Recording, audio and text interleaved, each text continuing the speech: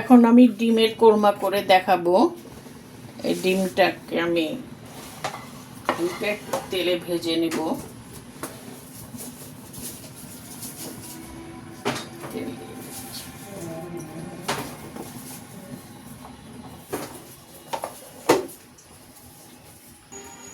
আমি ডিমটা ভেজে নিচ্ছি। আমি কোনো কিছু দেই নাই, শুধু এমনি হালকা করে একটু ভেজে নিব, এতে সাদা কোরমা হবে।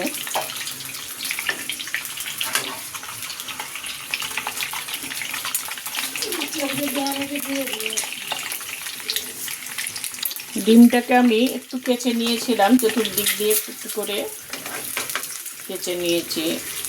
আপনারা এইভাবে পুরো না কেচে কখনোই ডিম দিবেন না, ডিমটা অনেক সময় ফেটে যায়, বাস্ট হয়ে যায়। এই জন্য ডিমটাকে সবসময় কেচে দিতে হয়। আমার ভাজা হয়ে গেছে, আমি একদম হালকা করে একটু ভেজে নিচ্ছি, বেশি ভাজলে এটা কড়া হয়ে যাবে, শক্ত হয়ে যাবে। এটাকে আমি এখন উঠিয়ে নিই।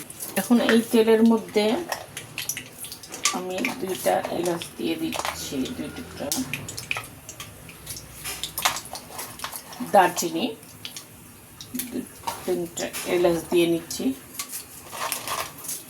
একটু লং দিয়ে নিচ্ছি,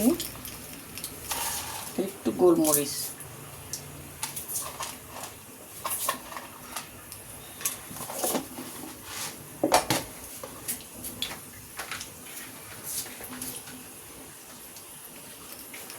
এখন এর মধ্যে একটু পেঁয়াজ দিয়ে দিচ্ছি,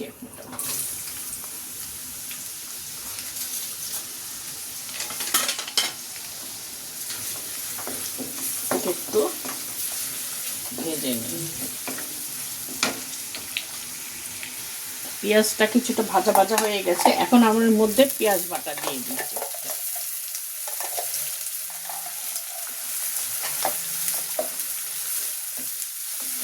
পেঁয়াজ বাটা দিই, এটা একটু ভালো করে আমি এর মধ্যে একটু আদা রসুনের পেস্ট দিয়ে দিচ্ছি।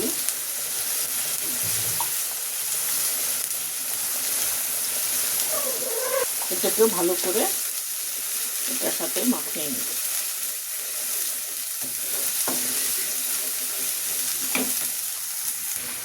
এখন এর মধ্যে আমি একটু গোলমরিচের গুঁড়া দিচ্ছি, সাদা, অল্প একটু দিলাম যাতে ঝাল না হয়।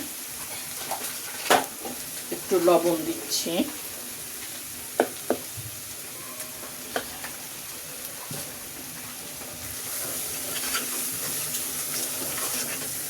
এখন হাফ কাপ আমি দুধ দিচ্ছি।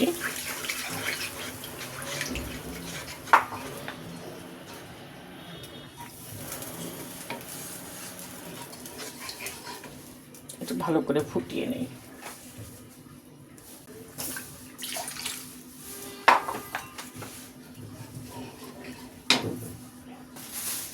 এখন 4টে কাঁচামরিচ দিয়ে দিচ্ছি এর মধ্যে, দুধটা একটু ফুটুক।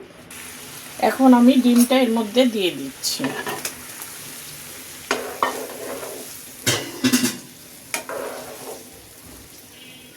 ডিমটা একটু ফুটুক, আমি এর মধ্যে এখন একটু চিনি দিব, যেহেতু কোরমা একটুখানি হালকা একটু চিনি দিব।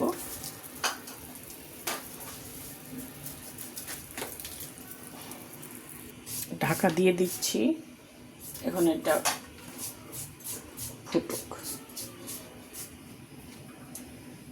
ফুটেছে দেখেন, একটু ঘন হয়ে গেছে, ডাকলে তো আরও ঘন হয়ে যাবে।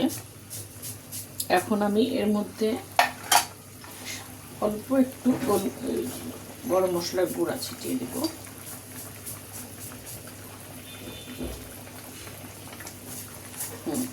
ঢাকা দিই, 2 মিনিট একটু ঢাকা থাক।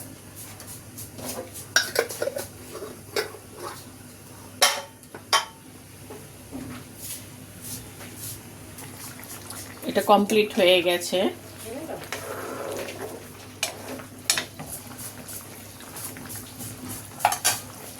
এখন আমি চুলাটাকে অফ করে দিচ্ছি। আপনারা পছন্দ হলে লাইক দিন, শেয়ার করবেন। আমি মাহমুদা ব্লগস থেকে আপনাদের ডিমের কোরমা রান্নাটা দেখালাম। আল্লাহ হাফেজ।